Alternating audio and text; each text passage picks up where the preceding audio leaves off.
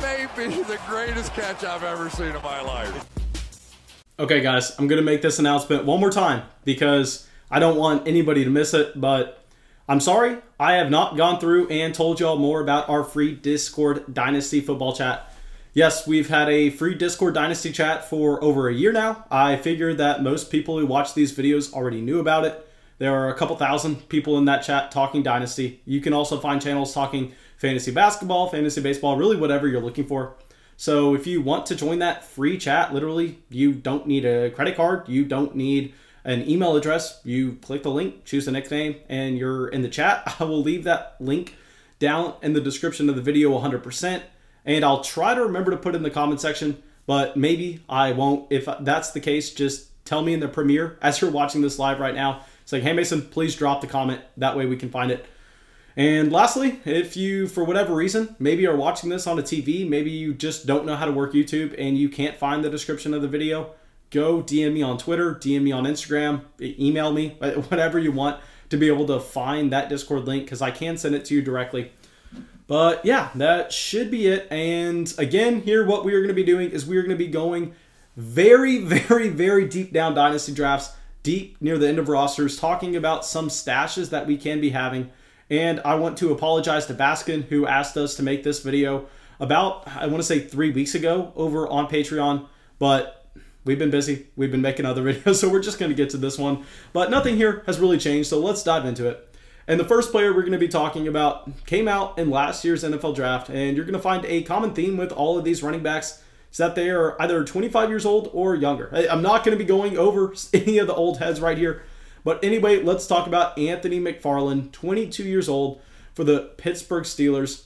And here with McFarland, what you're looking at is a running back that has good size, where I know the height and weight, they don't seem ideal. He's 5'8", 208, but I talk about this all the time. What I prefer looking at is I prefer looking at BMI. I mean, you can find a running back like DeAndre Swift who, yeah, maybe he doesn't weigh a ton. Maybe he is kind of short, but he's stocky. He has the build where he can handle a full-time workload if need be. And you can really identify that with BMI rather than looking at their raw numbers. And with Anthony McFarland, he also has the athletic profile. Now, this is what we talk about all the time with these running backs when we try to identify them.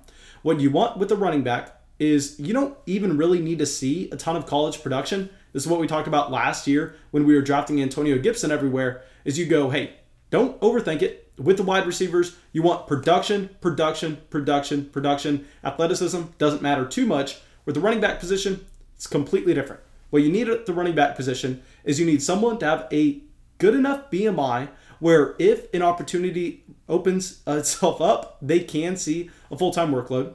You want that running back to be a decent athlete, so you're not in a situation where they're like a David Montgomery, and unless they're getting 30 touches a game, they're not going to be productive.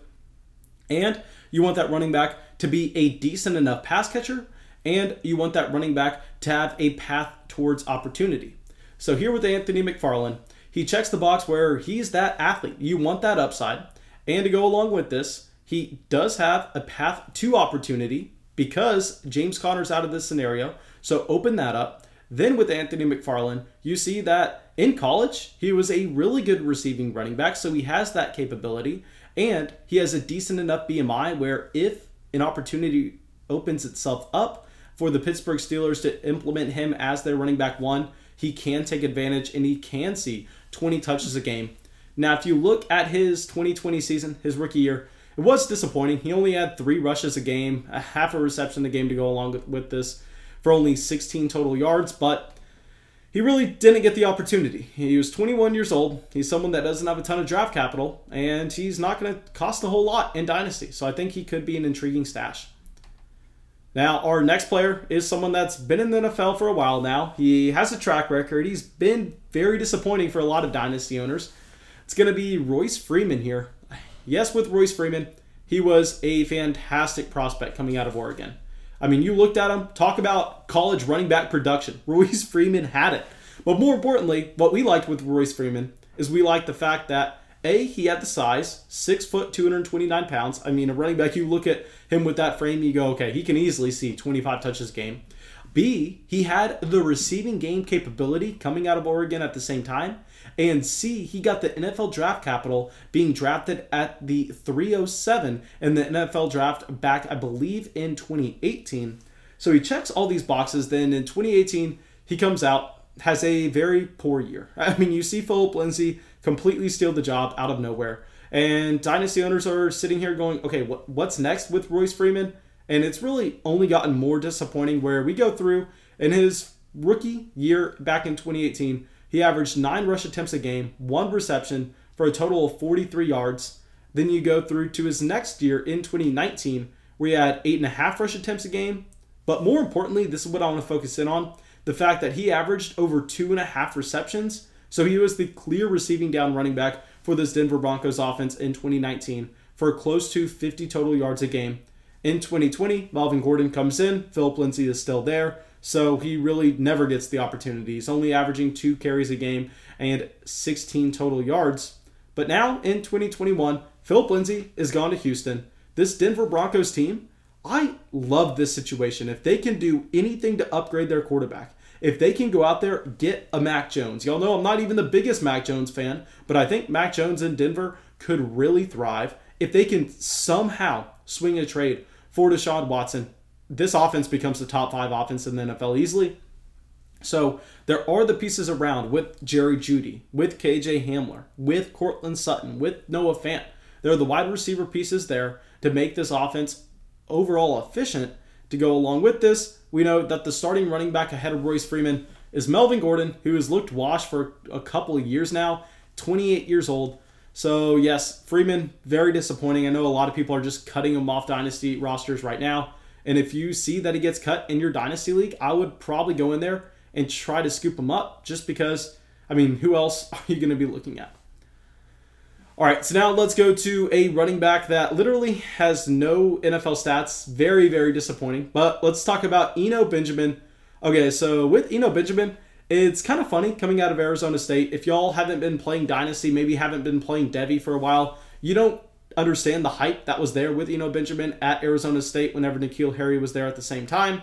Yes, Benjamin got drafted in the 2020 NFL draft, but in that 2019 offseason, when we were talking about N'Keal Harry, everybody was saying, hey, don't look at N'Keal Harry in this offense. Look at the running back. Look at Eno Benjamin. He's going to be someone that has a ton of upside. If you're playing in a Devy league, go and invest in him right now. And then Eno Benjamin, his last year in college, has a very disappointing season. He ends up getting drafted in the 7th round by the Arizona Cardinals. Yes, he's only 22 years old. He's 5'9", 217 pounds. And in 2020, he really had no opportunity whatsoever. There was Kenyon Drake and Chase Edmonds, both fully ahead of him, and he was a rookie with no team investment, but he was able to stick around on the roster. Now we're looking at the situation and going, hey, while I'm unsure if I ever drafted Eno Benjamin in 2020, now there's no Kenyon Drake there. Eno Benjamin went from being the 3rd option on the Arizona Cardinals to now being the perceived 2nd option, unless this team goes out there and makes an investment into the position in the NFL draft, which is completely possible. So Eno Benjamin, right now, with his price being lowered than what it was whenever he was the 3rd running back on the roster compared to the 2nd, I think he's a great, great stash, especially if you're playing like in a Flock Patreon Dynasty League where our taxi squads, you can have the rookie and sophomore players. I think that's going to be a great situation because you can stash Eno Benjamin on your taxi squad and really never have to worry about it. If he never gets the opportunity, fine, just cut him next year anyway. And if he does, great. Maybe you can flip him for a 2nd. All right, so now let's go to probably the biggest name running back on this list, someone that actually was a difference maker some weeks in 2020. It's going to be Darrell Henderson. And the reason I'm bringing up Henderson here in the deep stash video is just because if you are subscribed to the channel and have that bell on and come hang out with us during our Dynasty Startup mock drafts, you've been seeing Darrell Henderson last all the way till the very, very, very end of these Dynasty Startups. I mean, it's kind of absurd what his price has become compared to what you could have traded for him halfway through the year. And no, I am not saying with Darrell Henderson that he's even close to Cam Akers in talent or he's going to split the backfield at all. That's not what we're saying. But if you take a step back, you look at the fact that Darrell Henderson is still only 23 years old, attached to that rookie contract. He has the NFL draft capital being in the very beginning of the 3rd round at the 306. He has the size. He's 5'8", 208.